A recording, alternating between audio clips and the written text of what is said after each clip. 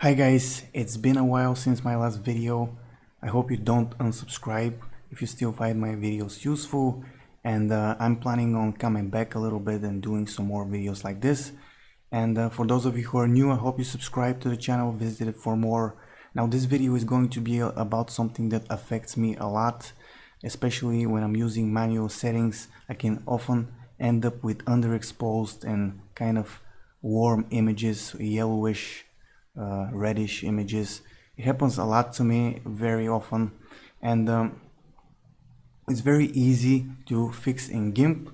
First thing you do is of course load your image in by going to the file, open, navigating to the image where it's located, or you can just drag and drop the file in GIMP.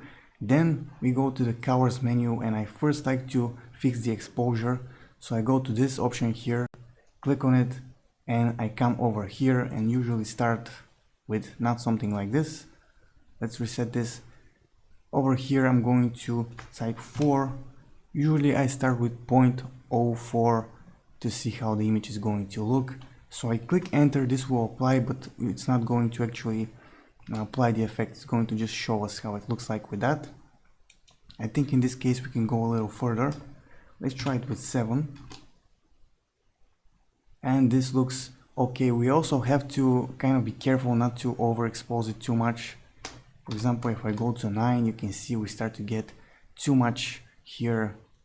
Even at 7, it's still a little bit too much, but I like the way it looks. So I'm just going to click OK to apply the effect. Now, if you have an overexposed image, you can go the opposite direction, but usually I just end up with underexposed images, especially in quickly changing light conditions. So let's just click OK to apply this. Now let's go ahead and fix this kind of yellowing that we are seeing. And this is the white balance. Go to colors again and go to color temperature. And this time I'm going to grab one of the sliders here and just move it towards this direction to make the image colder. Let's move this here so you can see it better. Now you can see if I go over here, it's just becoming too cold, so you have to find the right amount you want to do. This is a bit too much. I'm thinking around here. It looks pretty good. Now let's go ahead and click OK to apply the effect. And if I undo a couple of times, you can see what we had before, underexposed, very yellow image, and now we have this much better looking image just with 2 quick steps. Once you start doing this, it just takes seconds to apply and you're done.